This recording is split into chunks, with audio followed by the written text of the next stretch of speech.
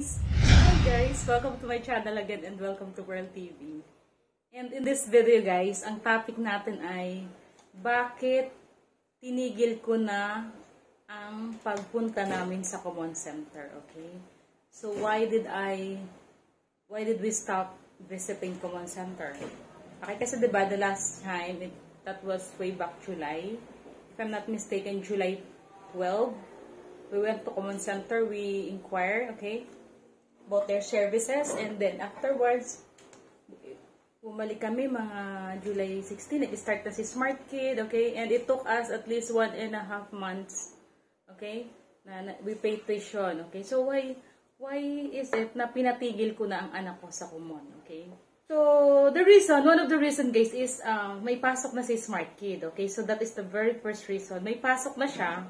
Yung first 2 weeks ng kanilang pasukan ay 7:40 PM kami nakakauwi ng bahay. So, wala nang ano. Ang pasok namin is 12. So, morning alanganin na. Hindi na practical na pumunta sa common center. Diba? Hindi na practical. Kasi nag-start si Smart Kid, that was vacation. So, from time to time, we visit the mall and then, ayun. And second is, ang bagal ng pacing. Ang bagal ng pacing nila, that is my my own evaluation. Sobrang bagal ng pacing pala. Ito sa tutorial center, pero hindi pala ganun guys eh. Yung center nila is that kids are visiting and then kids are given with worksheets from time to time and wala namang nagtuturo. Like, for example, Smart Kid is given with worksheet and after checking, if there's a problem, na may magsabi, oh, Smart Kid, you got an error in this item, blah blah blah. So, these are the things to be done, this is how to... I asked my daughter if there's a kind of ganong diskarte from the center, okay? So sabi ni Smart Kid, wala naman mama, puro lang talaga pasagot. So sabi nila, eto atin lang. Sabi nila, wag papakialaman ng parents yung answer, okay? So, magpapakialam, pero tinitingnan syempre. So I know that there are errors sometimes that my daughter commits, okay? So I asked Smart Kid, so Smart Kid, every time you got an error in the worksheet, so ano yung ginagawa pagdating dun sa center? Kasi they are given with the worksheet every day and then afterwards, ibabalik sa kanila, may mga check. Sabi ko, yung mga mali mo, bakit napapansin ba nila? And then, tinuturuan ka ba kung paano yung discard? Sabi niya, wala naman. So, that's ano lang sa akin yun, okay?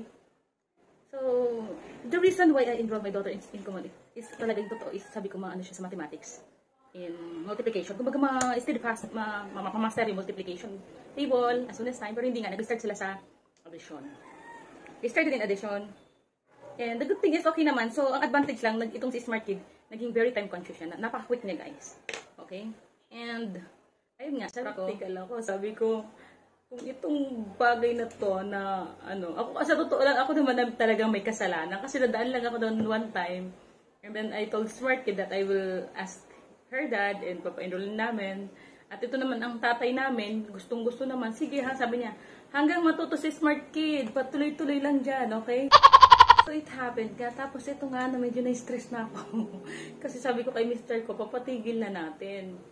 Papatigilin na natin kasi ang sabi ko, si Smart Kid talaga, she really hates to enroll. Una pa lang, ayoko talaga mama. Sabi niya, dagdag ano ko pa yan eh. Kasi she wanted to play from time to time. So, sabi niya, paano kami makakapag-badminton ng mga kalaro ko? Sabi ko, ano lang naman yan, ganyan-ganyan. Eh, vacation that time. Ito ngayon nga, nagpasok ka ng Saturday, apektado na yung playtime niya. So sabi ko kay Mr. ko, and yun na nga guys, sabi ko kay Mr. ko, huwag na natin i-enroll. Si Mr. ko medyo stress na sa akin. Inis na sa akin si Mr. Sabi ko, hindi na nga practical kasi unang-una yung bata, ayaw niya na. Huwag natin pipilitan yung bata kasi sukang-suka na siya eh. Imagine nyo guys, addition 1 month, addition 1 month, puro lang pinapamaster sa hindi naman kailangan masterin yung addition, di ba? Ang akin lang sana mapamaster yung multiplication, tapos tuloy-tuloy na. So, hindi nga ganun, guys. So, hindi ganun. So, this is also an information to all parents who are curious about common center, okay? So, sa common center, like, you chose mathematics for your kid. Mag-uumpisa kayo dun sa addition and papamaster sa inyo. mga 6 na buwan. So, sabi ko, okay? And then, sabi ko, Mr. ko, hindi na. Kasi importante sa bata yung maglaro. Mister ko, ini-insist niya talaga. Sabi ko, yung Saturday, imbes na magpahinga na din kami mag-ina. Diba? Naapektuhan din ng time. Naapektuhan din talaga ng time. And then yung pacing. Okay? So, ayun. So, we stop. Kasi sabi ko, sabi ko, important din naman yung health ng bata. Kasi, di ba, kailangan niya din magtakbo-takbo from time to time, maglaro ng badminton. Health is wealth. Hindi lang naman education eh. This is also a reminder for all parents na hindi natin pwedeng ano ka, kumon ka. Kasi parang hindi ka naman. Hindi naman ang dahilan ko na pinakumon ko siya is dapat maging sobrang galing siya. Gusto ko lang sana maparefresh yung math and someone will teach her the subject that, di ba? So, hindi yun na 6 months ka sa addition, 6 months ka sa subtraction, hindi. It's too much, guys. Eh, di ba? Be practical. When we grow up, there's a calculator. We can use calculator naman. Di ba? So, sabi ko, kasi pag nasa kumun ako, nag-aantay lang naman ako sa anak ko, nandun lang ako ikot-ikot. Ano lang din ako. Ano din. Kasi ayaw naman ni smart kid magpaiwan eh, na like, I'm going to shop, to palengke or hypermarket. Ayaw niya, mama, you just stay sa paligid. Kasi ito si smart kid masyadong attached din sa akin. So sabi ko, mahirap din, di ba? So ano yung ginawa ko, guys? Sabi ko kay Mr. ko, huwag siyang mag-alala. Ginaranti ko kay Mr. ko kasi tutulungan ko pa din si smart kid. So me and smart kid agreed that I will become her tutor na talaga. And teacher as well. Okay, so if Kumon is giving her 200 per of them per day, so ako, sabi ko, ito. Pero the discard is hindi sa pilitan, guys. Okay? So nakita nyo, guys, yung mga result niya, 58/60. So this is also a motivation for smart kid. Ang gaganda ng result. Sabi ko kay Mr. ko, see, multiplication, kaya niya na, oy. Subtraction, kaya niya na. Kahit pabalintok-balintogin mo yung subtraction, oh. 55. So nasa math na nga lang sila sa addition. 1 month. So sabi ko, it's just a waste of money. It's just a waste of my time, okay? So, sabi ko, hindi na kailangan yan. Sabi ko, tsaka ito guys, ang ano. If you guys are planning to enroll your kids at Kumon, like mathematics, i-enroll nyo siya, siguro bata-bata pa. Like grade 2. Okay? Kasi para makasabay sila. Kasi ngayon, kamukha niyan sa Kumon. Enroll ko na ako, grade 5. Tapos, ipapa 4 months, 6 months nila sa addition. Diba? At ito pa, ito yung Kumon kasi para, I think para dun yun sa mga parents talaga na they don't have time for their children. Okay? Kasi meron nga dong bata na like 4 years old, 5 years old, tapos mga apple, ganyan-ganyan, tinuturo-turo.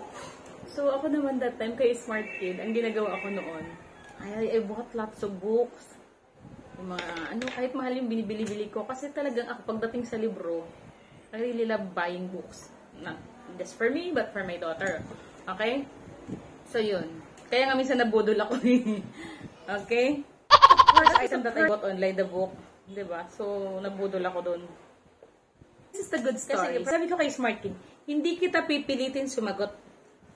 Pero si Smart Kid na nga guys ang naghihingi sa akin. Mama, bigyan mo ako, ngayon di ba, 3 days na hindi na kami nagpunta doon. 3 days na. So, hinihinga niya ako ng problem. Mama, bigyan mo ako ng problem, sasagot ako. Sabi niya, ay, thanks God, free na. I got a freedom from Kumon. Masaya na daw siya kasi ayaw niya daw talaga sa Kumon, like this, like that. So, tingnan nyo guys, 3 days pa lang kami. Siya naghihingi sa akin ng mga problem. Ang ganda naman ng mga resulta. Okay, sa totoo lang nakatulong naman din talaga yung Kumon. Maging quick-minded. Pero yung iba pa 6 months ka sa addition, 6 months ka sa subtraction. Hindi na practical. Yun guys, addition na nga, division. Kuha niya naman na. Diba?